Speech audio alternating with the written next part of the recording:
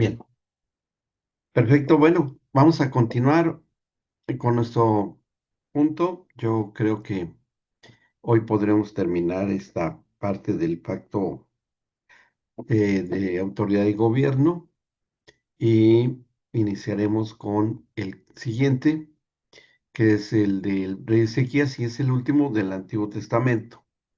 Y ya lo que viene después va a ser la confirmación de pacto con el Señor Jesucristo, que en sí es la redención de las instituciones, que es la parte más importante de todas, para entender toda la magnitud que esto tiene, ¿no? Y bueno, lo importante es que lo valoremos porque es el magno plan del Señor para restaurar lo que se perdió desde el huerto del Edén, desde el jardín del Edén, porque hay jardín y hay huerto, coexistían las dos partes.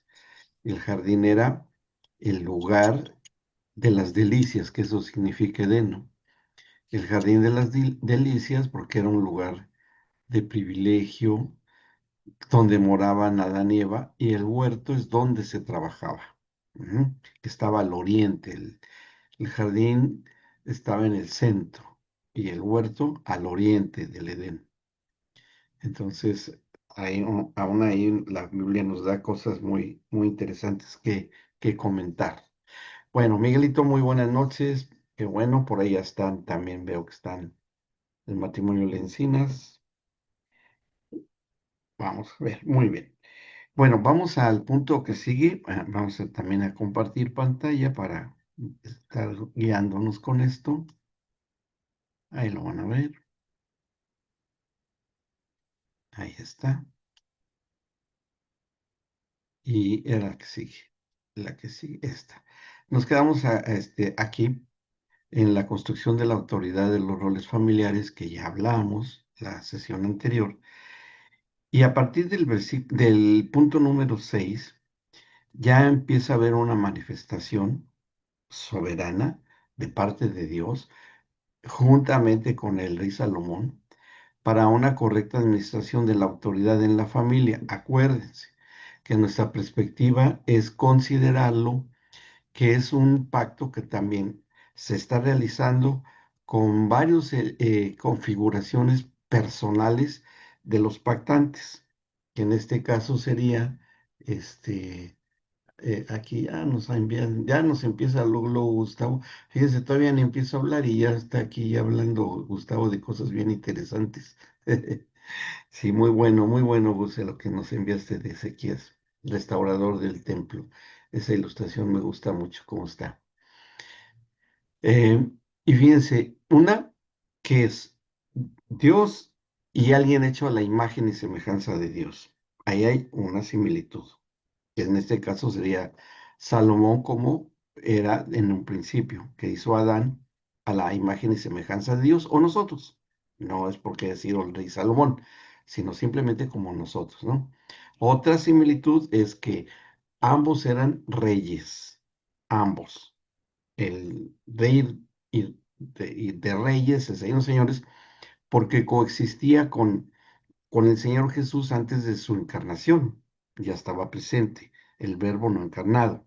Entonces, es un reinado eterno, y si es eterno, si es que hay para atrás en el tiempo de la eternidad, bueno, más o menos para que lo entendamos, pero ya estaba ahí el Señor Jesucristo eh, como ya presente, también de que va a ser un padre y un hijo. Ujú. Va a ser el Padre Celestial con un hijo que sería terrenalmente hablando y en ese momento Salomón. Y cuando llegara el tiempo de hacerlo con el Señor Jesucristo sería con su propio hijo, pero ya encarnado. Ujú. Y ahí vemos cómo todos estos roles simultáneos y dentro de un pacto es porque la estrategia del Padre Celestial es que este pacto, con todos los términos que ya hemos estado analizando, y después se va a manifestar, que eso vamos a ver a continuación, quedarían instalados para que después, posteriormente, se cumplieran con el Señor Jesucristo para poder ofrecernos hoy en lo personal, en lo familiar y como cuerpo de Cristo, el cumplimiento de todos los términos de pacto redimidos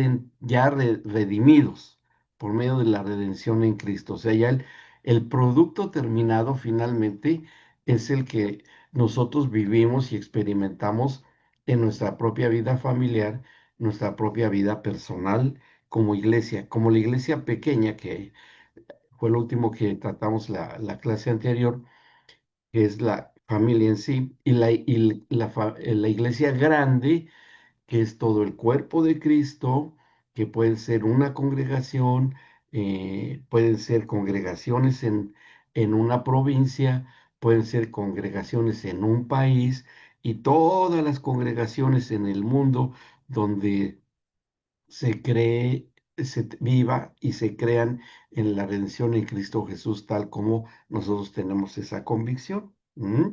Entonces, eso es em, para que más o menos vayamos dándonos idea de cómo estaban estos roles y por qué enfatizamos sobre la familia y sobre la autoridad en la familia. Bien, bueno, vamos a ver esto, que también ya algo se habló de esto que habíamos mencionado, no me voy a detener mucho porque ya lo habíamos dicho, que este modelo de tabernáculo que fue en el desierto tiene una gran similitud y correspondencia en dos figuras. Primero, bueno, tres. Y vámonos a la circunstancia de tipo espiritual. El tabernáculo que se construyó en el desierto en el peregrinaje de la nación de Israel cuando salen de Egipto, pues no fue nada fácil, ¿verdad? Porque ellos ya conocían de Dios a través de Abraham, no era mucho lo que sabían, todavía no se estaba procesando y cumpliendo totalmente la ley de Moisés porque recién se estaba o se había dado a conocer en las tablas y fue tan poca la discernimiento y procesamiento del contenido de la ley que le dio en las tablas el Señor a Moisés, que no podían prácticamente cumplirlas. Tan es así que la generación más vieja, la que salió del huerto perdón, de Egipto, pues no entró a la tierra prometida. Esa generación murió en el desierto, se acabó y nada más entraron dos familias, que fueron la de Caleb y la de Josué, pero todas las demás, y ni Moisés entró, ¿no? Sí entró, pero después les contaré cómo. Muy interesante el testimonio de Moisés. Bueno, y, y esta similitud del peregrinaje en el desierto de este tabernáculo, que era pues totalmente hecho por manos humanas, ¿no? Porque todo lo hicieron ahí en el desierto con materiales muy rudimentarios, muy básicos, que era lo que podían conseguir allí, ¿m? Era lo que podían tener ahí su disposición. Las telas que tejieron, las pieles de animales, bueno, el oro, porque todo fue lo que hicieron con lo que les dieron los egipcios y todo lo que construyeron el bronce para hacer esto que estoy señalando aquí, que era el lavacro, que era donde se lavaban los sacerdotes antes de entrar al lugar santo y santísimo, que aquí tenían unas esculturas de unos bueyes que sostenían el lavacro, había una escalera, no se ve aquí, bueno, no está muy bien detallada. Y aquí en el fondo había agua, aquí y en el fondo del lavacro había un espejo. Entonces ahí los sacerdotes cuando subían a hacer una ablución o lavarse simplemente, se veían en el espejo para que viesen que no se les olvidara que estaban hechos a imagen y semejanza de Dios y que deben de entrar limpios y purificados del polvo del desierto. Ujú. Cosa que después se haría con los discípulos el Señor Jesucristo cuando le lava los pies. ¿Ok? ¿Se acuerdan de ese acontecimiento?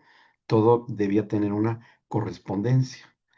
Y, y el desierto, para los judíos hasta el día de hoy, es un lugar donde habita todas las tinieblas, todo lo malo. Porque en ese tiempo, allí en el desierto del Sinaí, pues sí, había animales salvajes, había leones, había osos, había serpientes venenosas muy, muy malas. Era un desierto muy hostil y ellos anduvieron caminando allí, ¿no? Que eso va a tener correspondencia cuando el Señor Jesús es perseguido por el rey Herodes, que sería como la persecución que inició Faraón en contra del pueblo el pueblo hebreo. Déjame- a ver, ya, Envió una notificación larga. ya pusimos silencio aquí. Es lo que les digo que. Pero bien, aquí nos puso algo Gustavo de Calib Josué en la tierra prometida, después la pueden leer, todo lo que se refiere a ese acontecimiento. Ese desierto que después tendría que huir a Egipto en la persecución de Herodes, ¿se acuerdan con José y María? Que se van a refugiar a Egipto, no fue una cuestión de casualidad ni coincidencias, no, era porque eso estaba dentro de esto, de esto que estaba ocurriendo, que eso tiene también un reconocimiento de pacto, que es el pacto del desierto o el pacto sinaítico, pero fue muy propio de la situación nuestra, este, eh, que es simplemente la que voy a mencionar ahora, pero que no necesariamente se cumple la parte de la cuestión de la ley de Moisés más que para el conocimiento del pecado, pero no los rituales, no todo eso, ¿me explico? Entonces, esa situación del desierto con un pueblo que ya sabía de Dios, que se estaba manifestando en la nube, que los cubría del sol en el día, que estaba sobre el tabernáculo, y la columna de fuego en la noche que les protegía del frío del desierto, porque es un desierto de clima extremo, muchísimo calor en el día, muchísimo frío en la noche. Entonces, esa cobertura o protección, que es un prototipo del Espíritu Santo, la nube y el fuego en la noche, es lo semejante cuando recién se nos anuncia el Evangelio. Cuando empezamos a conocer del Evangelio, tal vez todavía estemos en medio de un desierto, ¿sí? Pero ya conocemos de Dios, pero todavía está en pleno proceso el entendimiento para el día de hoy, los mandamientos de Jesucristo. Para ese tiempo, en el Antiguo Testamento, o en el Antiguo, en este pacto que se está haciendo aquí, sería para eh, conocer simplemente lo que era el pecado y cómo ser purificado, ¿sí? Y todavía las buenas obras que se tratan de hacer con esfuerzos humanos es cuando todavía estamos caminando en un desierto, pero ya conocemos de Dios, ¿sí?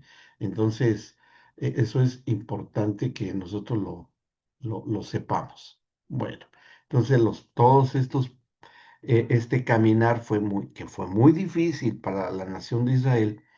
Pasaron muchas cosas, el mismo Moisés se desespera y así es un poco parecido a la vida congregacional cuando no hay una abundancia del conocimiento y la vivencia de la palabra. No juzgo a nadie, Dios me libre de hacer eso, pero es con ciertas posibilidades encontrar ese tamaño de madurez, sea pequeño, mediano o grande, si lo hay, en la vida congregacional y en lo personal.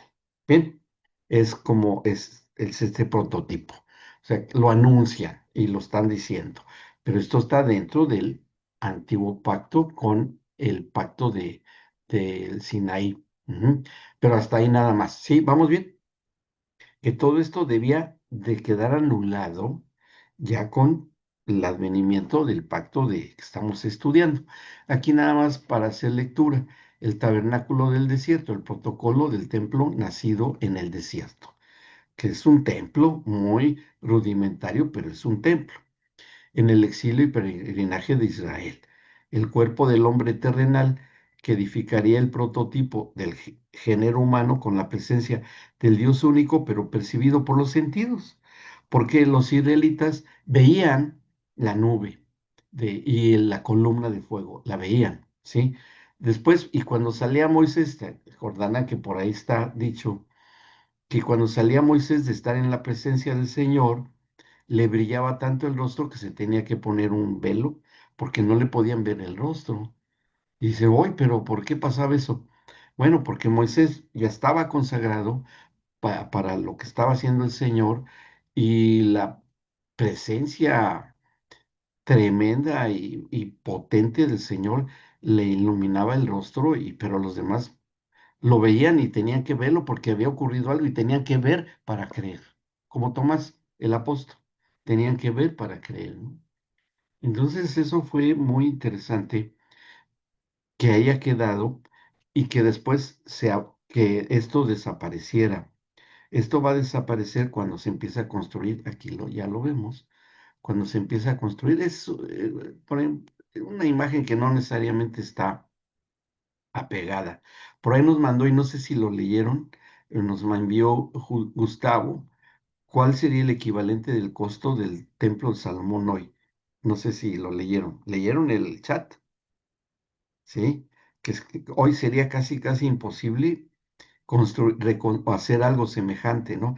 Imagínense nada más 3,000 toneladas de oro. Nada más hagan la cuenta. 3,000 toneladas de oro. ¿Cuánta? Creo que sí, 3,000 de oro, ¿no? O la de plata. A ver, déjenme ir a la enciclopedia que nos está haciendo hacer Gustavo, que me da mucho gusto que lo haga. Eh, ¿Y cuál sería el costo del templo de Salomón, no? No, ni idea nosotros hoy de que alguien pudiera hacer algo así. Ujú. Bueno, por aquí está. Bueno, y ustedes ya lo leyeron, ahí lo pueden después buscar y lo pueden encontrar, ¿no? Cómo se tiene ese conocimiento de lo que haya costado. Bueno, muy bien. Aquí ya lo encontré. Y 1,000,000 de talentos de plata, unas 30,000 toneladas. O sea, 3,000 toneladas, 3,000 de oro, ¿sí? 3,000, porque eran 100,000 talentos de oro, 3,000 toneladas de oro y 30,000 toneladas de plata. Es una cuestión tremendísima de esto.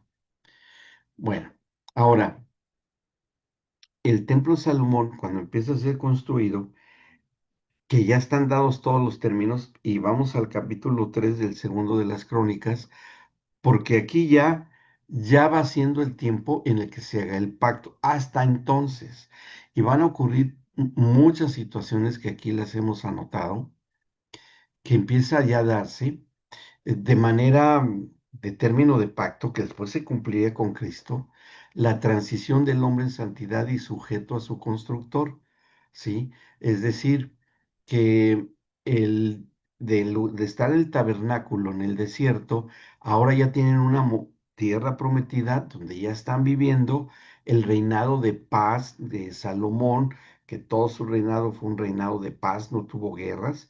Le dio tiempo a construir bien el templo. Dios propició que hubiese ese tiempo, ese periodo largo de paz entre las naciones que rodeaban.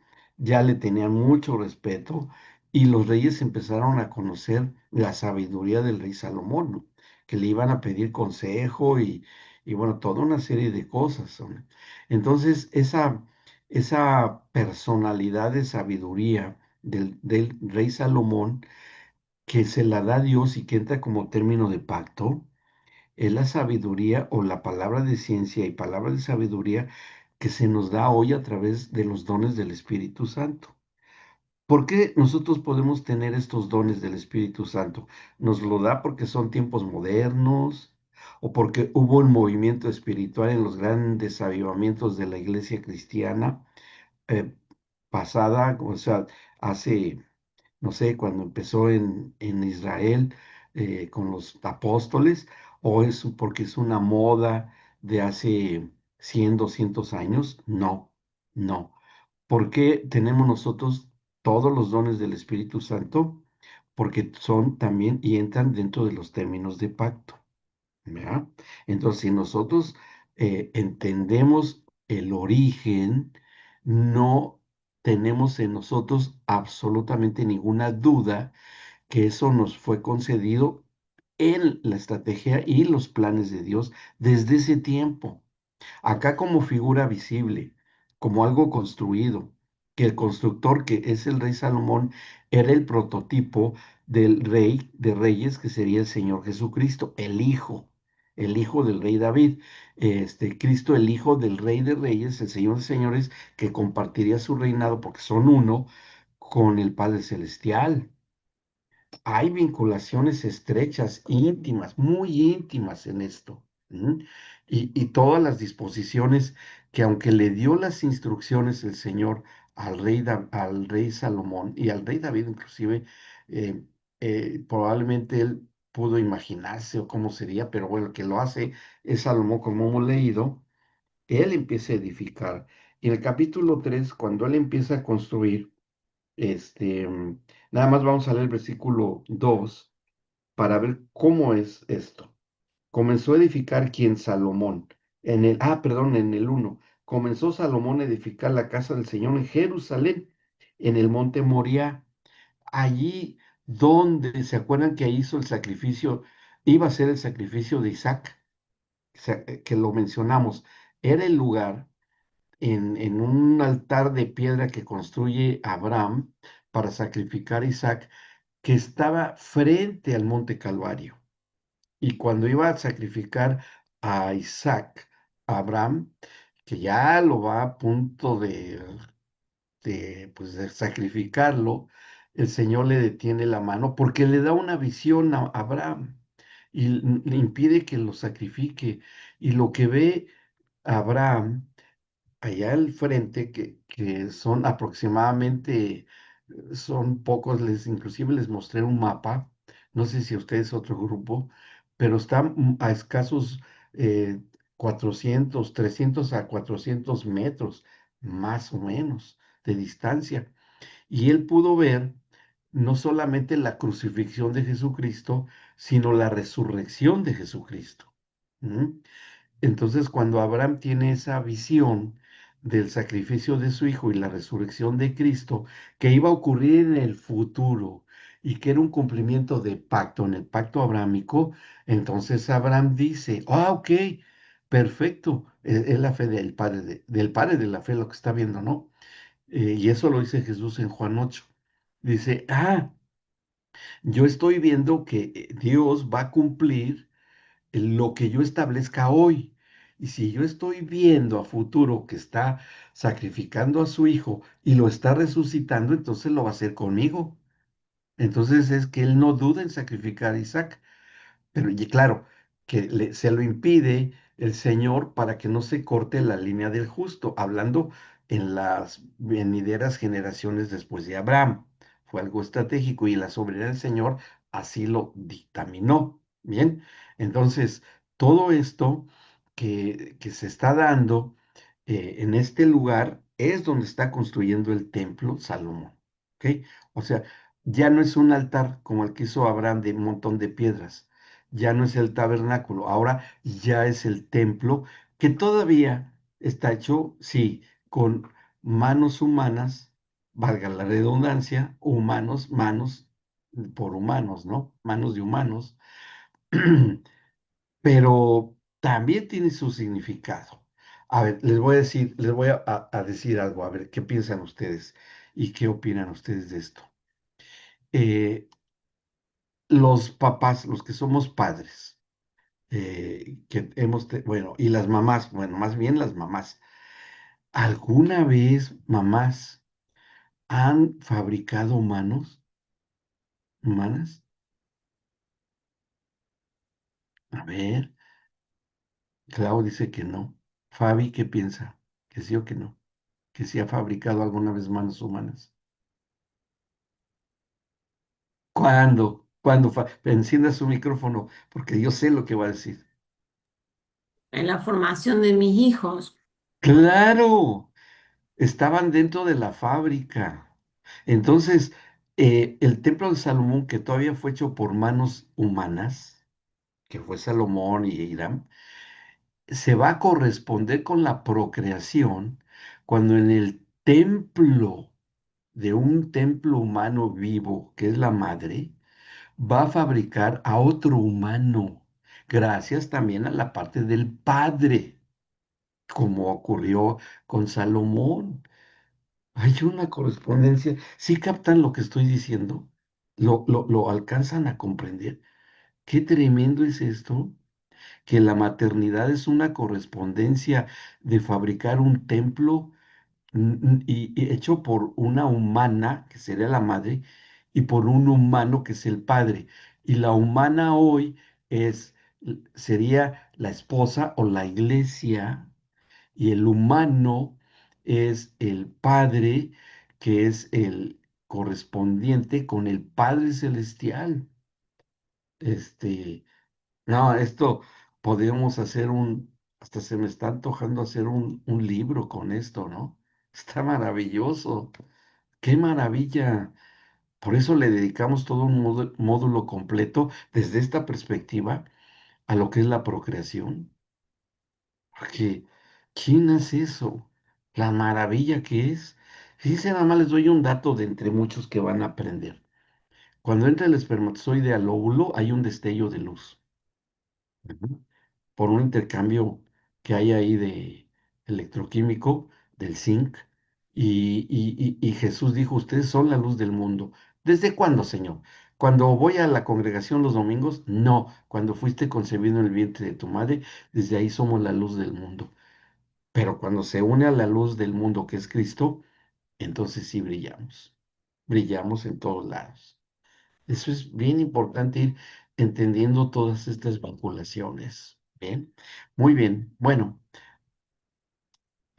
ahora, cuando esto se da y ya empieza a construirlo en este lugar, dice en el monte Moria que había sido mostrado a David, su padre, en el lugar que David había preparado en la era de Ornán, Jebuseo. Y comenzó a edificar en el mes segundo, a los 2 días del mes, en el cuarto año de su reinado. Y ahí vienen todas las medidas y todo lo que se tenía que hacer, las columnas, el mobiliario, todo lo que se tenía que hacer ahí de la construcción en sí, que ahí después irían a introducir el candelero, el arca del pacto, el arca de la alianza. Ahí llevarían el- la mesa con los panes de la proposición, que todo tiene su significado, y, y todos los demás, ¿no? Todas las partes, inclusive las exteriores, que serían estas, el lavacro y el altar del sacrificio, donde sacrificaban a los animalitos. Ujú. Que también esto en Ezequías también esto se va a tener que incluir porque aquí todavía era muy personal, que nada más el sacerdote podía entrar al lugar santísimo, etcétera, etcétera. Bueno, siguiendo la lectura, después en el capítulo 4 ahí traslada el arca al templo y ahí es donde sí nos detenemos ya un poco. Capítulo 5 versículo 2. Ahí vamos a ver, ¿sí? 5. Entonces, ya que llevan todas las cosas, todos los utensilios, en el uno eso dice, pero a partir del 2 nos interesa. Entonces, Salomón reunió en Jerusalén a los ancianos de Israel y a todos los príncipes de las tribus, que eran los líderes y los príncipes que finalmente eran gente con autoridad, gente en autoridad. El rey, la suma y máxima autoridad de Israel, ahora está reuniendo a las autoridades, y fíjense lo que dice, de ancianos de Israel, príncipes de las tribus y los jefes de las familias de los hijos de Israel. ¿Por qué tenía que llamar y convocar a jefes de familia Salomón, porque ahí es donde vemos que se empiezan a establecer los términos de pacto de lo que debía de ser a futuro la familia en Cristo, con esa misma autoridad, con esa misma autoridad. Y cómo están distribuidos estos tres roles que leemos acá en el versículo 2: príncipes, ancianos, es decir, hombres con sabiduría, hombres con sabiduría. Eh, los príncipes de las tribus, que eran los herederos de las tribus, que pueden ser los hijos. Ahora, si estoy hablando de ancianos, estoy hablando del el matrimonio, el papá y la mamá, el marido y la mujer, la esposa, ¿sí? O sea, estamos hablando de la unión conyugal. Y príncipes son los herederos, los que ya tienen y deben estar desarrollando un lugar de autoridad, aprendiendo, ¿no? Los jefes de las familias, de los hijos de Israel. ¿Y qué es lo que tenían que hacer todos? Para que trajesen el arca del pacto de Jehová de la ciudad de David, que es Sión. Bien, llevan el arca del pacto, que era la manera de conexión que se daba en ese tiempo, porque bueno, así es como se le determinó al Señor que se hiciera. En el 3 dice: y se congregaron con el rey todos los varones de Israel. Y eso debe ocurrir todos los domingos en las congregaciones, en que congregados alrededor del rey, todos los varones estemos con propósito reunidos. Ujú. O sea, ahí ya se habla de congregación, aquí está, ya se nos habla de que queda establecido que en lo futuro se van a formar congregaciones por cuestión de pacto. No es hoy por comodidad, porque es la manera tradicional y la cultura de meterse a una construcción y hacerlo, porque además hay leyes urbanas, leyes en los gobiernos, que en lugares que se les llaman iglesias o templos y tienes que estar ahí. Eso es lo de menos. Eso es lo de menos. Si lo hay, qué bien. Y si no lo hay, tampoco hay problema. Puede ser la iglesia pequeña, una familia que se pueda congregar a pleno campo. Sí, ya es la iglesia allí. No hay problema. O sea, esto nos quita o nos debe quitar una mentalidad religiosa edilicia, ¿verdad? Como para hacernos un vallado mental, lo más triste que sea espiritual, de un lugar físico. El lugar físico es lo de menos. Ujú. Lo hacemos por orden, por organización, por cuidados, por protección del clima, de lo que ustedes quieran, pero nada más. Sí, y el tamaño, bueno, pues yo diría que hiciéramos algo parecido al Templo de Salomón para estar muy a gusto, rodeado de lujos, ¿no? Pero ya no. Hoy hay algo mucho más grande y mucho mejor en la iglesia pequeña, en la familia, porque ya habita el Señor en medio de una familia. En medio del matrimonio está el Señor Jesús. En medio de la familia está también presente el Padre y el Espíritu Santo. Y aquí con el rey Salomón, eso se da hoy en la familia, por lo que está a punto de suceder aquí en esto, que es parte del pacto con Salomón y David. Dice, seguimos leyendo, que se congrega en la fiesta solemne, versículo 4 del capítulo 5 de Segundo de las Crónicas. Ahí estamos. Segundo de las Crónicas 5, versículo ahora el 4. Vinieron pues todos los ancianos de Israel y los levitas tomaron el arca. Llevaron el arca y el tabernáculo de reunión, y que ahí ya se iba a acabar el tabernáculo, ya no se iba a volver a levantar. Sí, iba a haber uno que se iba a levantar, porque ya les dije, y si captaron lo que yo estaba diciendo anteriormente, el tabernáculo en el desierto es el hombre que conoce de Dios, que empieza a caminar con el Señor, pero todavía está viviendo en el desierto, ¿sí? Al que todavía no tiene una plenitud ni llenura del Espíritu Santo, pero ya sabe y conoce de Dios. Ahí podría ser entrar un cristiano religioso, sí, podría estar ahí. Ahí podríamos ubicarlo. Ahí podría ser.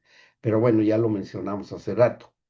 En el versículo 6 dice, y el rey Salomón y toda la congregación de Israel que se había reunido con él delante del arca, sacrificaron ovejas y bueyes que por ser tantos no se pudieron contar ni numerar. Y hasta el día de hoy no se pueden contar ni numerar. ¿Saben por qué? Miren, que eso lo vamos a ver, que lo hace y es tremendo lo que hace el rey Ezequías, pero aquí lo podemos ver. Fíjense lo que les voy a comentar ahora. Esto que era donde quemaban a los animales, que los cortaban en pedacitos, ¿no? A los animalitos, y eran, pues bueno, llevaban palomitas, tortolitas, pero eso no los quemaban, eso los dejaban así tal cual. Pero los que eran los corderos, las vacas, la vaca roja, el cordero de Jacob, que así se llama, o la oveja de Jacob, que se extinguió, pero que hace poco los científicos israelitas con el DNA que han rescatado de huesos de esos corderos, ya volvieron a hacer renacer los corderos que sacrificaban en ese tiempo, fíjense.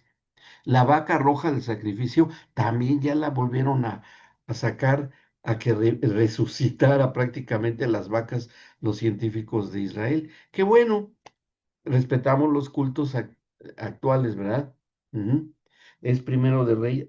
No, yo estoy en segundo de Crónicas, también se repite ahí. Sí, en primero de Reyes 8, sí, tiene razón, pero también se replica en segundo de Crónicas, pero ahí pasa algo interesante, que le estoy dando el contexto, ¿sí? Gracias, Clau, por su aportación. Quiere decir que está bien atenta como siempre.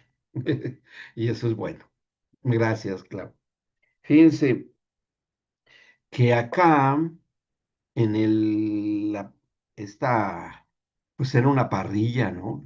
Literalmente, con los animalitos ya cortaditos, que después, cuando estaban bien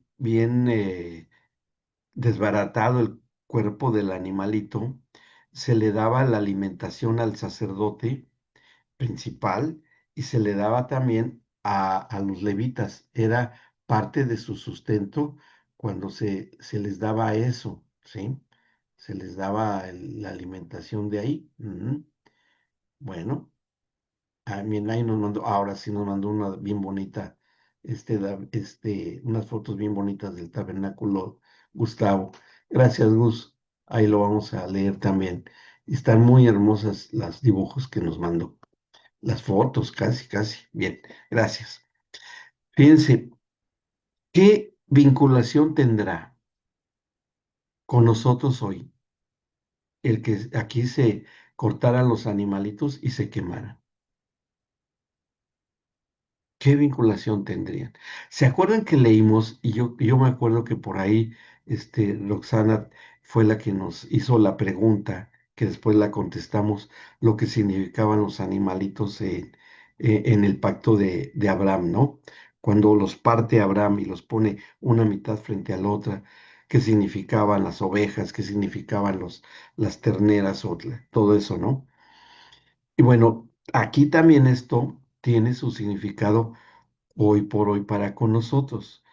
Porque esto representa, y lo vamos a ver cómo lo hizo Ezequías, porque él lo describe muy bien, ahí en lo de Ezequías, que mientras se estaba quemando la carne aquí de los animalitos, en el lugar santísimo se estaban haciendo todos los rituales de la purificación de la nación de Israel, que entraba el sacerdote al lugar santísimo a rociar con sangre la tapa del arca de la alianza o la, la, la, el arca el lugar de la propiciación, que era para perdón de pecados, se rociaba la sangre de, de los animalitos que habían sacrificado. sobre todo de un corderito que sacrificaban, y mientras el sacerdote rociaba la sangre del cordero para el perdón de los pecados de la nación, que lo hacía una vez al año, aquí afuera se estaba quemando la carne. Ujú, interesante. ¿Qué vinculación creen ustedes que tendría esto que se hacía en ese tiempo hoy con nosotros? Y también estaban los levitas adorando al Señor con música que tocaban los levitas. ¿Qué vinculación piensan ustedes que tendría eso con nosotros? A ver, ¿quién nos puede aportar algo? A ver, Miguelito, sí. Y sería la cruz, o sea, por lo que puedo observar, sería la cruz en el pago de los pecados, o sea, el Adán, la parte carnal, Ujú. natural, Sí, y también. Sí, sí. adelante. Y eso era la sangre del corderito, que sería finalmente la sangre que se derramó lo dijo Miguel, en la cruz del Calvario, en la persona de Jesucristo. ¿Sí? Eso fue. Y la carne que se quemaba, ¿sí, Rox? No, Levantó la mano. ajá, pensaba en que como suceso espiritual, o sea, no sé si está hablando usted de un momento específico, como dijo ahí Miguel Ángel, el tema de la cruz, ¿no? Directamente donde esto sucedió. Pero Ujú, mientras te hablaba, yo pensaba cuando el hecho espiritual en nuestras vidas, ¿no? Cuando la carne, o sea, nosotros logramos, por una revelación del Espíritu Santo, poder despojarnos ujú, de cosas que la carne, o sea, quemar la carne, ¿no? O sea, ir a un ujú, sacrificio vivo realmente, y que en lo espiritual, o sea, en lo interior, están sucediendo estas otras cosas, o sea, mientras nuestra carne está muriendo, quizás pasando un desierto, quizás ujú, siendo crucificada en varios aspectos, en lo ujú. espiritual, en lo eterno, que sería como adentro del templo, van Sí. sucediendo estas otras dinámicas de la vida del espíritu. No sé, eso pensaba. No, sí, es correcto, porque había otra cosa que también hacían, el sumo sacerdote es el que entraba al lugar santísimo para hacer eso que les dije, ¿no?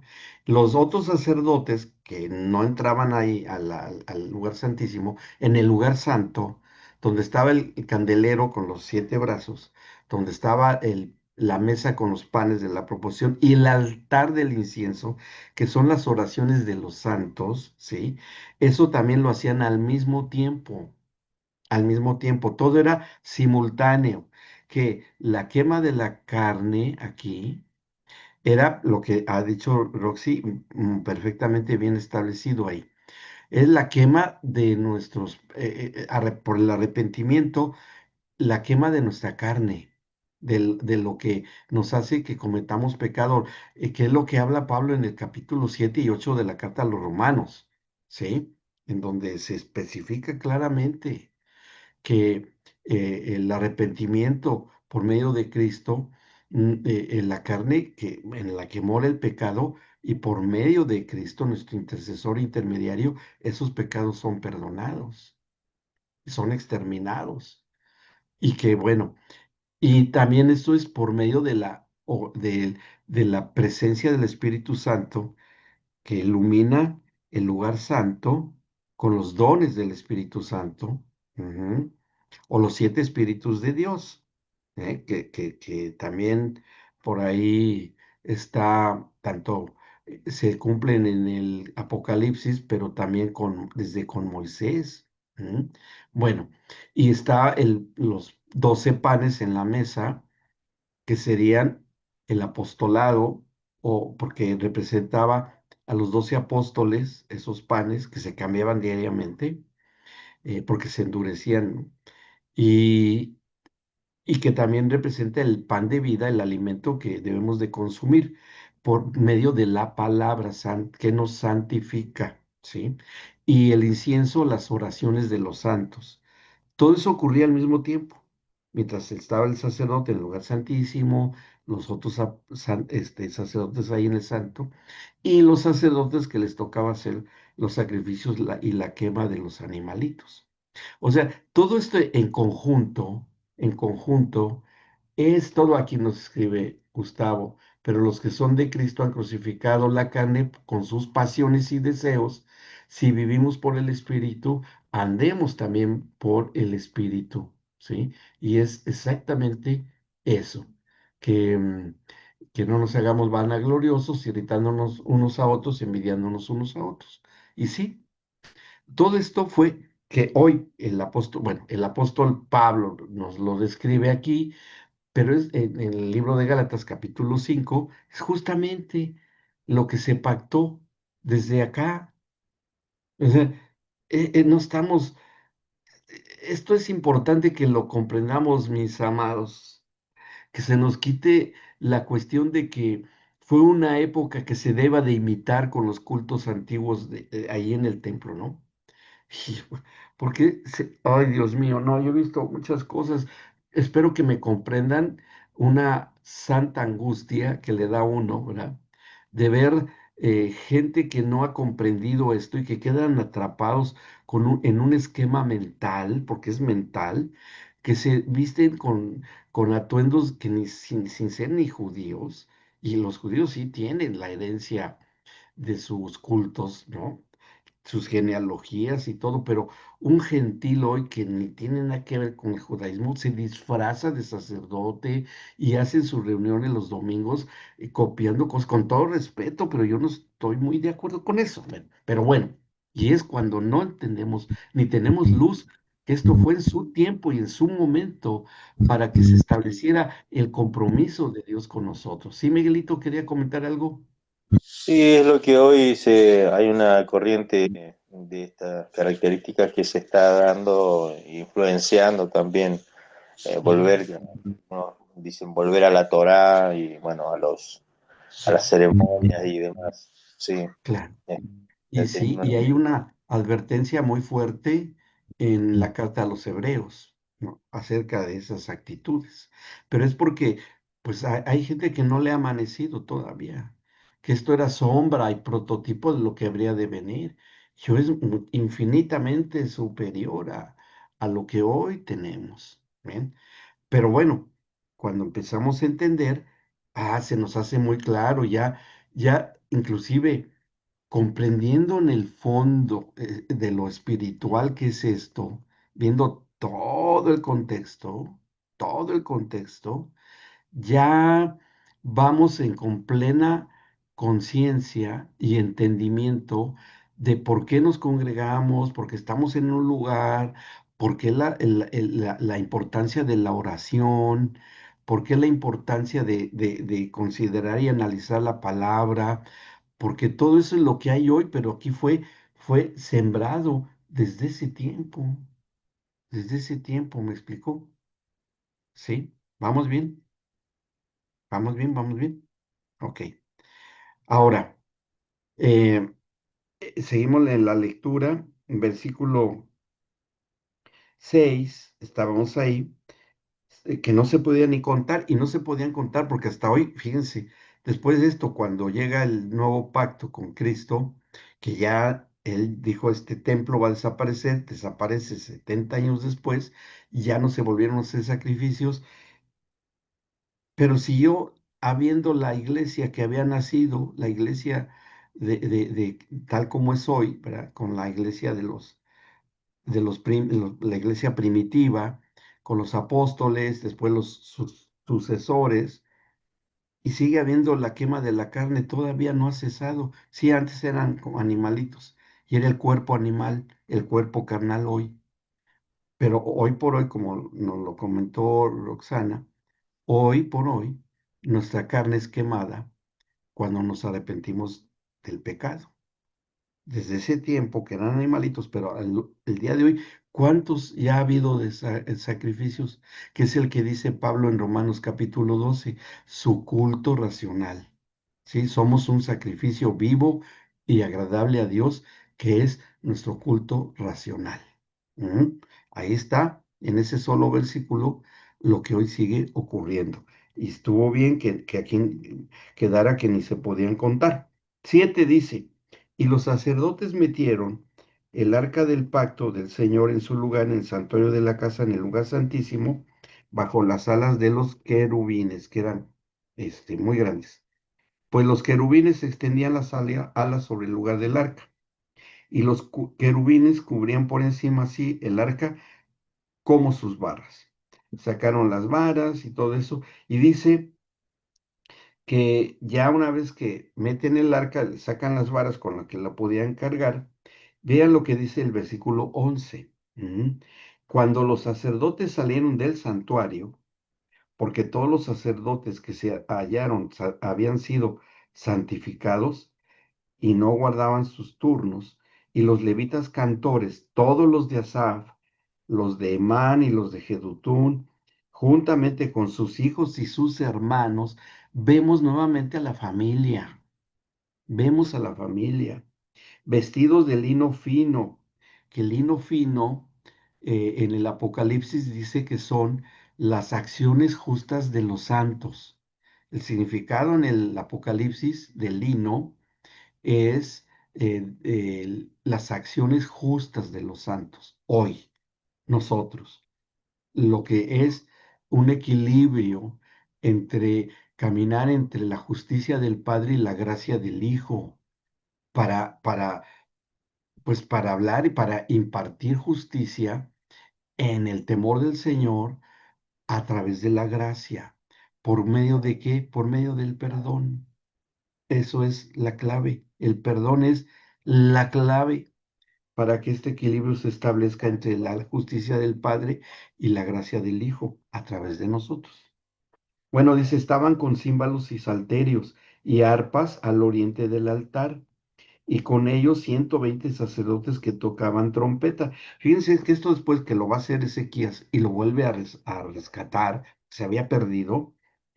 Fíjense que se ponen címbalos. Hoy, ¿cuáles son los descendientes de los címbalos? Eran metálicos. ¿Han visto los címbalos que usaban en ese tiempo? Nunca los han visto. Son dos platillitos de metal que se meten en los dedos, ¿sí? Y se tocan. Tin, tin, tin, tin, sí. Así es, Fabi. Se tocan. Tin, tin, tin, tin, tin. Ahora imagínense que eran 120 levitas que estaban tocando. ¿Y cuáles eran los címbalos hoy? Los descendientes de los címbalos. A ver, ¿cuáles eran los descendientes de los címbalos? Me hace recordar a las castañuelas de los españoles, o sea, que Bueno, usan estas, pero esos ¿ah? son de madera, no son címbalos, son de madera. No, son metales. Ujú. Eran instrumentos que sonaban. Bueno, lo de hoy son las baterías que se tocan en las congregaciones. Son las baterías. Y aquel que dice, no, es que las baterías, ¿cómo baterías dentro de la iglesia, eso, de los templos, eso no es de Dios? ¿Cómo no? Si había elementos de percusión allí y quedó establecido como pacto. Y después dice los salterios. ¿Y cuáles serían los salterios? No sé si ustedes han visto algún día, a ver si Gus nos busca la imagen de un salterio, ¿no? Para que lo puedan ustedes ver. Salterio. No salterío, porque sí, saltamos mucho en la congregación, pero es salterío. No, salterio como instrumento.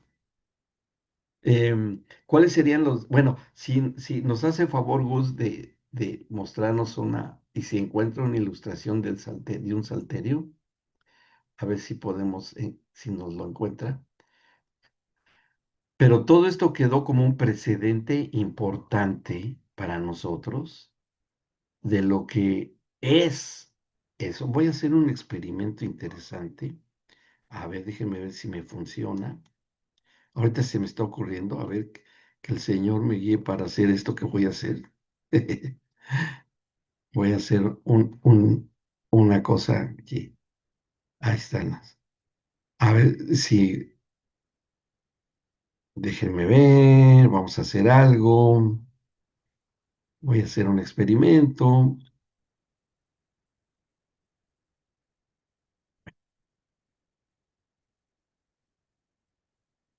Permítanme.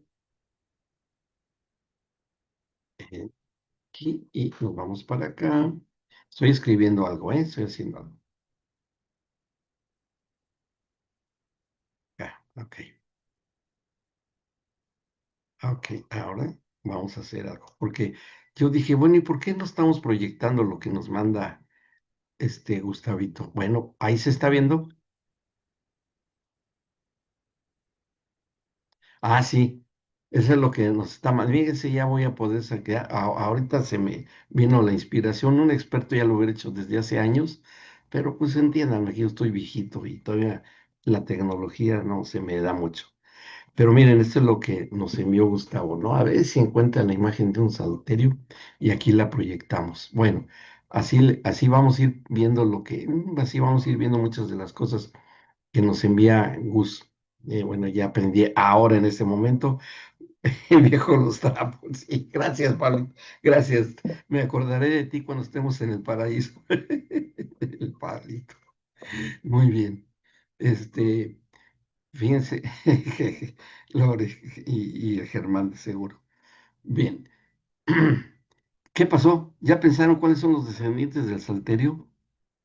Era una cajita de madera con cuerdas. Ya les dije. Ah, ya lo encontró. Ya lo encontró. Yo sabía. No, hombre, no, yo sabía que no los iba a encontrar don Gustavo. Aquí vamos a detener esto. Y vamos a ver esto. Aquí está. Permítanme. Aquí está. Ok. Bueno, no importa. Ahora sí. Fíjense. A ver. Sí, ya con esto. No, ya sería que no. Es un salterio moderno, ¿eh? Pero eran más primitivos en ese tiempo. Pero hoy, ¿cuáles serán las variedades salterios? Ya está, ya sí me pueden contestar.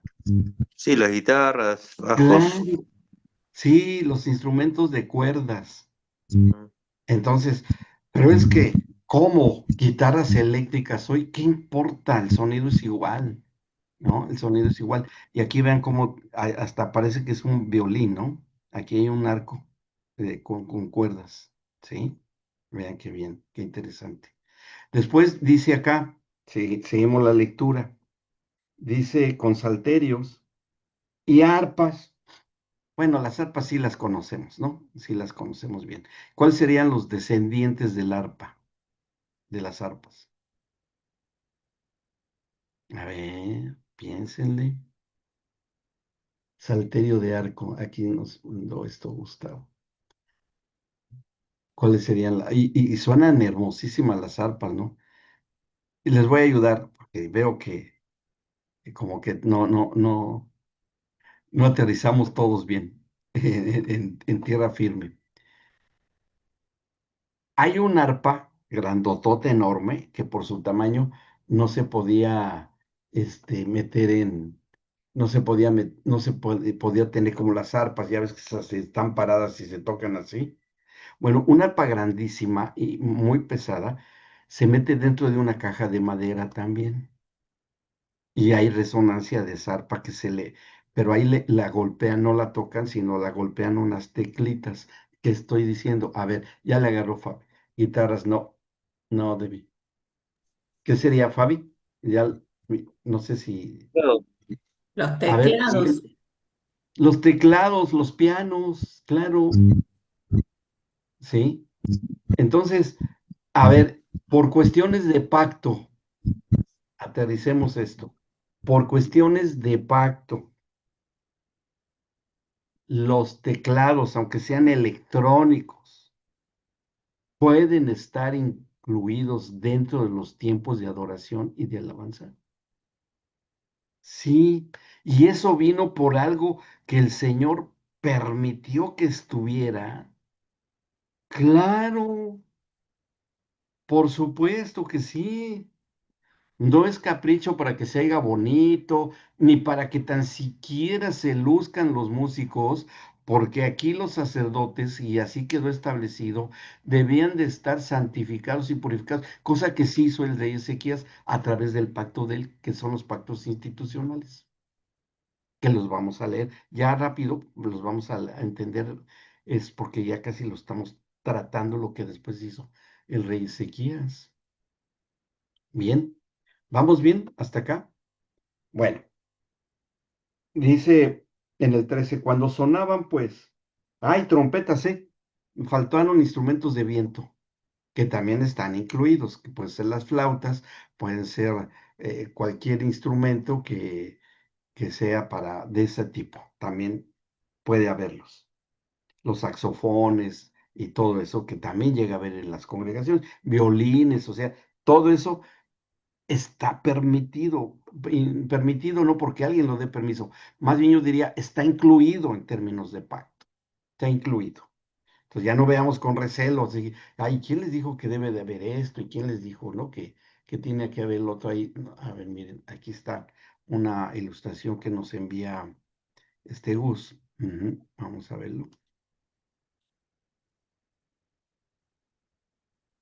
Aquí está, miren esta. Y es así, ahí la podemos ver. Ah, ya, y ahora ya lo puedo hacer rápido. Ahí está, miren. Aquí están, y esto parece que son personas que están escenificando, ¿no? Esos cultos, el candelero. Aquí se ve el altar del incienso. Y aquí están tocando como unas, no sé si es una trompetita, pero creo que sí. En la que sigue, ahí lo pueden ver, ¿sí? Se ve aquí, miren, acá están las trompetas. Que están, y aquí, las arpas. Esta es el arpa de David. Este diseño lo hizo el rey David. Él hizo ese diseño que estoy señalando acá. Y este es las arpas más grandes, ¿sí? Salterios arpas. Aquí miren, este está hoy. Y esto es muy actual. Claro, porque esto ya lo están haciendo. Ya se está haciendo esto. Ya se está haciendo. La expresión sacerdote saliendo del templo. Bueno, ok. Muy bien. Gracias, Gus. Ahora sí vamos a poder poner lo que nos va mandando don Gustavo hasta que lo descubrí hoy. Fueron testigos de un milagro de la tecnología en el cerebro de un viejito que no tiene nada de tecnología. Bien. No sé, digo, claro, no sé si es una primicia, pero está bueno, ¿no? Sobre todo para las clases. Así uno tiene ya todo preparado, ¿no? Está re bueno esto que voy a dormir bien contento hoy en la noche. Bien. Muy bien. Bueno, dice otros instrumentos de música, hay otros, además, y alababan al Señor diciendo, porque Él es bueno, porque su misericordia es para siempre. Entonces la casa se llenó, fíjense, la casa se llenó de una nube, la casa del Señor. Y no podían los sacerdotes estar allí para ministrar por causa de la nube, porque la gloria del Señor había llenado la casa de Dios. O sea, ya la nube ya no estaba fuera del tabernáculo, que sería el creyente que ha recibido a Cristo y todo lo que ustedes quieran, pero todavía no tiene la llenura del Espíritu Santo manifestada en él. Sí, sí está ahí, está sobre él. ¿Cómo pasó con Jesucristo en el Jordán, cuando lo bautizó Juan el Bautista, que cuando lo bautiza Juan el Bautista, desciende el Espíritu Santo sobre él como forma de paloma y entra a la persona del Jesús de Nazaret.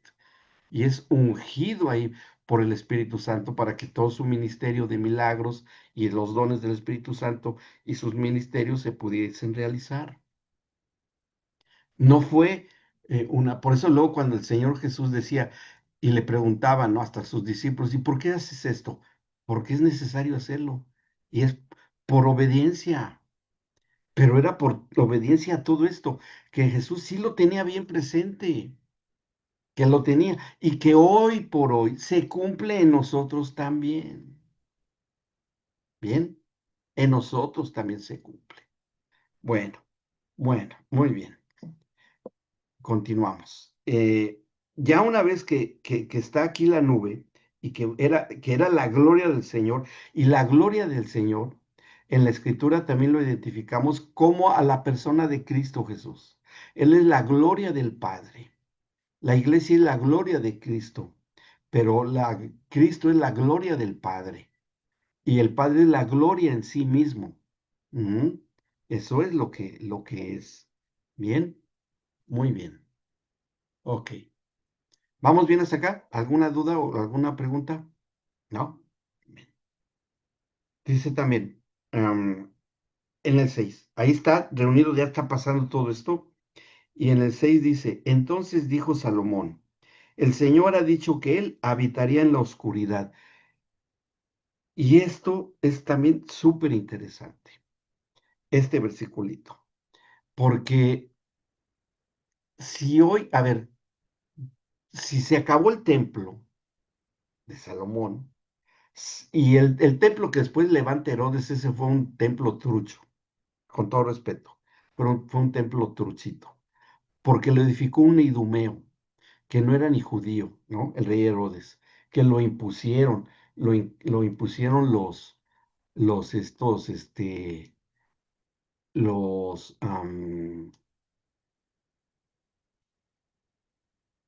romanos, cuando llegaron los romanos, que llegaron a imponer todo esto, ¿sí? No fue auténtico eso, ¿no? Aquí podemos ver esto. Vamos a ver aquí. Vean, aquí está. Aquí nos está mostrando este Gus. Ven, vean. Ay, me pasé. No, permítanme. Me pasé. Bueno, pasó esto. Ahí ven, ahí es la casa se llena de nubes, ¿sí? ¿Ok? Sí lo están viendo, ¿verdad? Aquí está el tabernáculo, aquí está la nube, la columna de fuego es esta. ¿Mm? Y aquí un poco antes está la nube. No, ahí está. ¿Sí? Que estaba antes afuera, pero que después iba a estar dentro de nosotros. Aquí estaba dentro del templo. Bueno, dice,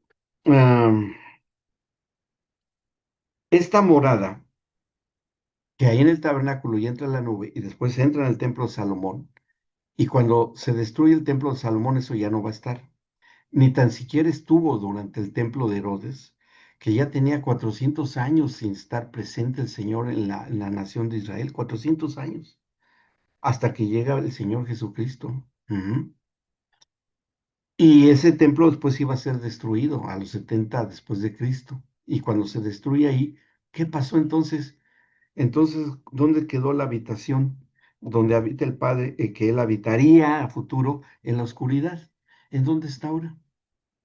¿En dónde habitará entonces? A ver, Rox, Doc, le quería hacer una pregunta, pero, o sea, tiene que ver, se me hace una relación con ese tema, pero si no, no la contesto, si no es sí, sí, atinado responderla en esta sí, clase, no, para que no hay no me problema. comprometa, ¿verdad? Para que no me comprometa, por eso lo dice. No, no, no, digo por si Está quiere bien, lo está hablamos bien. en otra ocasión. Pero esto que estamos hablando ahora de entender la presencia de Dios ya dentro de nuestro templo, como nosotros como templo, y con toda la relación, pero tiene todo que ver con lo que el apóstol ahora está hablando de la inmanencia de Dios, o sea, tiene que ver en ese sentido, o sería otro. Eso es parte de lo que es en cuanto al quién es la persona de Dios. ¿Sí? A ver, Miguelito, ¿quiere decir algo? Por ahí veo su manito, ¿no? Ah, ok. O sea, nomás la tiene hacia arriba. Bueno, muy bien. Descánsela, descánsela. Una, Sí, una Gus, pregunta, sí, una aclaración, la habitación del Padre somos nosotros, correcto. ¿Y en qué parte de nosotros? El lugar santísimo. en nuestro corazón, en la forma Mm, de hablar, en expresar su amor, en expresar Les lo aclaro un suyo. punto. Casi le da, Gus, porque ahí habita el Espíritu Santo, el corazón.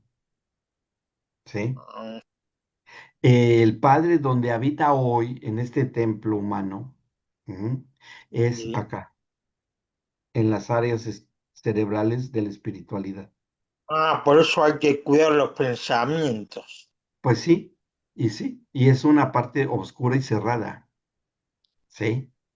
Es Sí, aquí sí, donde el Padre está a través de Cristo, a través del Espíritu Santo, y Cristo habita en la totalidad de nuestro ser, carne, alma y espíritu, ¿sí?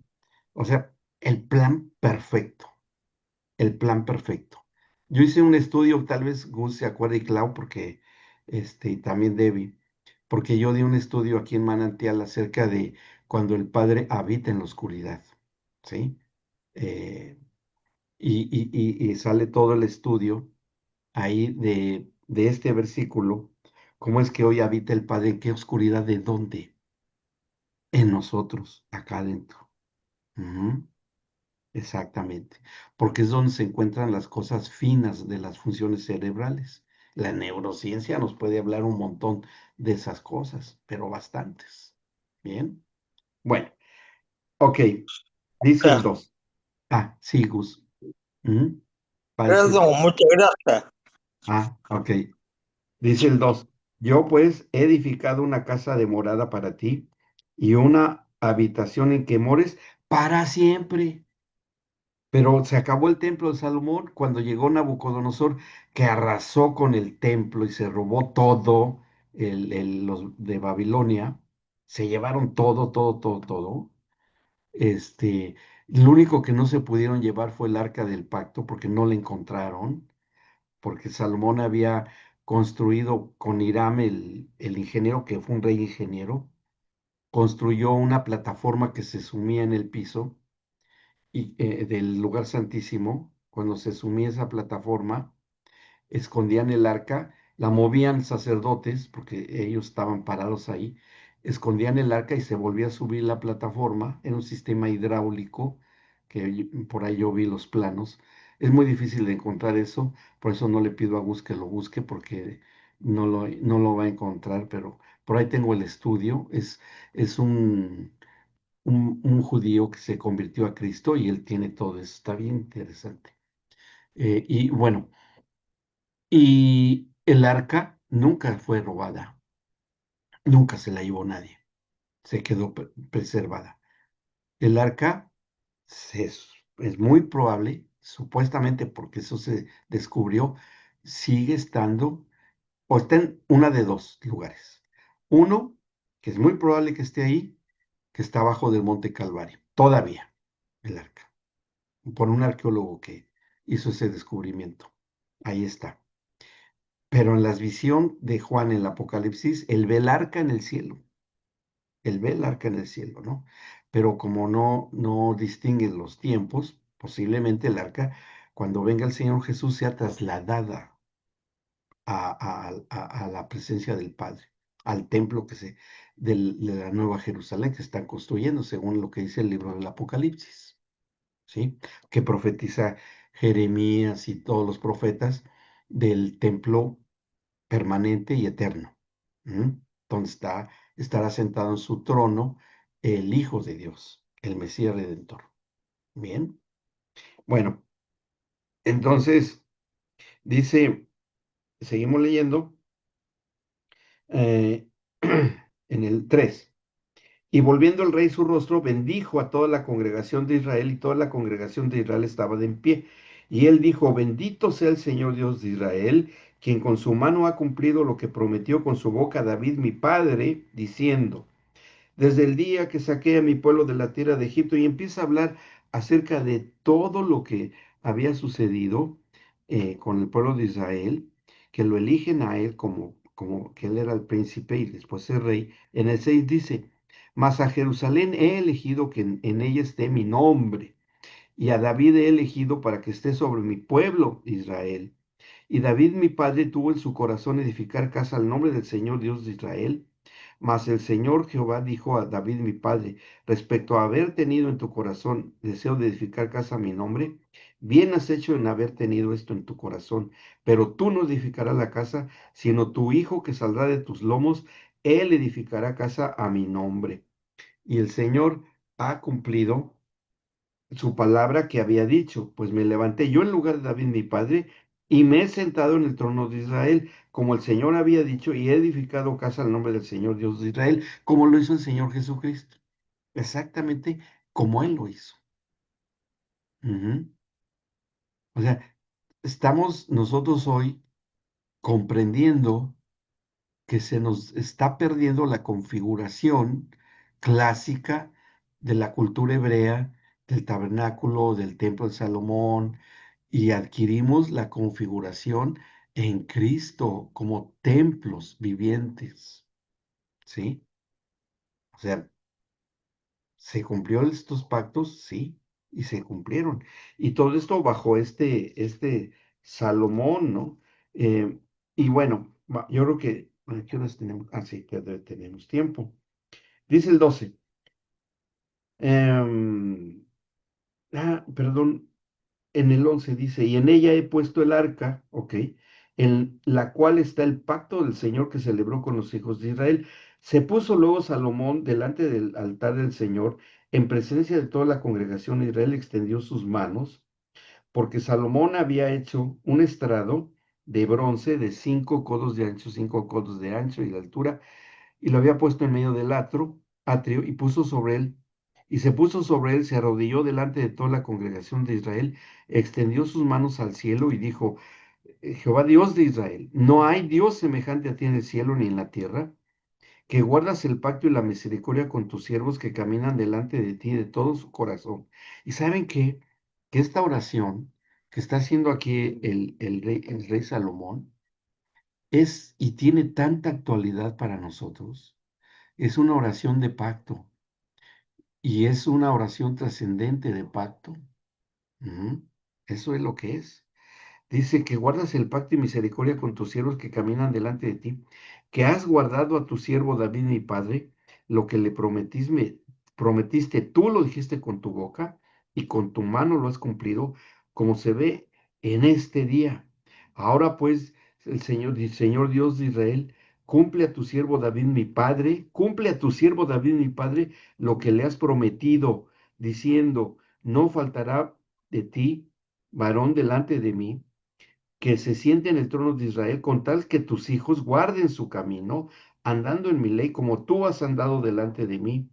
Ahora pues, oh Señor, Dios de Israel, cúmplase tu palabra que dijiste a tu siervo David, mas en verdad que Dios habitará con el hombre en la tierra. He aquí los cielos y los cielos no te pueden contener, cuanto menos esta casa que he edificado, mas tú mirarás la oración de tu siervo y a su ruego, oh Señor Dios mío, para oír el clamor y la oración con que tu siervo ora delante de ti. Términos de pacto. Y eso pasa hoy en las oraciones congregacionales. Eso pasa hoy. Eso estamos viviendo el día de hoy. No es algo que se le haya ocurrido para hacer algo en las congregaciones. No, no, no, no, no, no, no. Esta es una cuestión que se está cumpliendo hoy. No es algo que sea, que se le ocurrió a alguien para llenar el tiempo, el día de hoy, ¿no? No es así. Bueno, dice en el 20, estamos en el capítulo 6, que tus ojos estén abiertos sobre esta casa de día y de noche, sobre el lugar del cual dijiste, mi nombre estará allí, que oigas la oración con que tu siervo ora en este lugar. Asimismo que oigas el ruego de tu siervo y de tu pueblo Israel, cuando en este lugar hicieren oración, que tú oirás desde los cielos, desde el lugar de tu morada, que oigas y perdones. Y lee lo que hizo Jesús en la cruz del Calvario. Cuestiones de pacto, ¿sí? Dice, si alguno pecare contra su prójimo y se le exigiere juramento y viniere a jurar ante tu altar en esta casa, tú oirás desde los cielos y actuarás y juzgarás a tus siervos dando la paga al impío, haciendo recaer su proceder sobre su cabeza y justificando al justo al darle conforme a su justicia, el equilibrio entre la justicia del Padre en la cual debemos de caminar nosotros, pero también caminando en la gracia del Hijo, en un equilibrio perfecto de vida consagrada y dedicada al Señor. Habrá momentos que tendremos que caminar en cuanto a la justicia del Padre, sobre todo para el impío, ¿no? Y aquí lo dice muy fuerte. Y a veces hasta nosotros, para nosotros aplica la justicia del Padre. Eso lo dice en la carta a los Hebreos. Tú al que amas, Señor, con vara lo disciplinas, lo castigas. Y aquel que no gusta de todos los beneficios de la redención, pues se le va a considerar como blasfemia, como un apóstata. ¿Me explicó? Y finalmente, el que camina en la gracia del Hijo, pues tenemos todas las promesas cumplidas a través de Cristo. Pero aquí se está estableciendo este equilibrio en el versículo 23, es clave para saber vivir la vida cristiana en ambas legislaciones, la justicia del Padre y la legislación de la gracia. La clave para unir y vincular estos dos elementos es el perdón, tanto de uno, que nos perdone el Señor nuestros pecados, como perdonar los pecados del prójimo, perdonar sus ofensas, etcétera, etcétera, etcétera. Sí, bien, ok, vamos bien. ¿Alguna pregunta o alguna duda? ¿No? ¿Todo bien? Ujú. Hay algo que después les voy a mostrar que nos estén viendo ahorita, Gustavo. Yo creo que eso lo vemos la semana que viene, Gus, porque está muy buena la ilustración, ¿eh? Está muy buena. Dice, bueno, quiero terminar ya toda esta parte, porque están viendo, estamos descubriendo un montón de cosas, ¿sí? De la vida congregacional y personal y familiar, inclusive.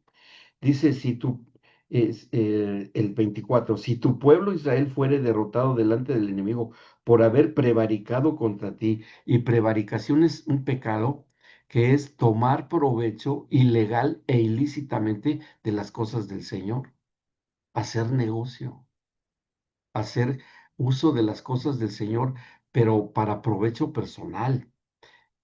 Esto es muy importante distinguirlo, porque aquí también se establece los principios espirituales de lo que es la generosidad. Hace unos días me preguntaba alguien, ¿no? Y por ahí lo comentamos y sé quién va a saber esto. ¿Cómo nosotros debamos de entender que los diezmos y las ofrendas no son ni cuotas, ni son porque nos los pide alguien para sacar provecho? No es así, porque eso es prevaricación. Un diezmo y una ofrenda es lo poquitito que podemos de darle al Señor de todo lo que Él nos proporciona a diario. A ver, vamos a ser estrictos. Podemos darle al Señor de diezmo hoy el 10% del oxígeno que hoy respiramos. No, ¿verdad? Le podemos dar hoy el 10% de los alimentos que hemos estado comiendo toda la semana. Digo, si eso considera que es diezmo, entonces, pues no damos nada. Él es generoso al darnos todo y que solamente lo que el mismo hombre ha fabricado en forma de dinero y por el cual todo el sistema del mundo hace barbaridades, sea solamente un símbolo, porque eso es para nosotros y así debe ser. El dinero es solamente un símbolo de lo poco que podemos retribuirle de algo que tan generosamente nos ha dado a través de su creación. ¿Ok? Es nada, es nada. Por eso el creyente que en verdad lo es y ha comprendido esto, ¿sí? La generosidad está mucho, muy, muy por arriba de lo que son diezmos, ofrendas y todo ese tipo de cosas. Esos son cuestiones mínimas que los fariseos hacían. Los fariseos lo hacían, pero la generosidad en Cristo es otra cosa. Y hablaba yo con estos amadísimos hermanos que debamos de ofrendar a nuestros hijos, ujú, debamos de ofrendar a nuestro cónyuge, debamos de ofrendarnos nosotros mismos al Señor, porque somos creación de Él, ¿o no? Y cuando hacemos esa ofrenda al Señor viva, con entendimiento, ¿qué nos devolverá a cambio el Señor? Como generosidad. Si ofrendamos nuestro ser integral, ¿qué nos devolverá en consecuencia? ¿Bienestar físico? Sí. ¿Abundancia y prosperidad? Sí. Sin que se lo pidamos, porque es la humildad del Señor.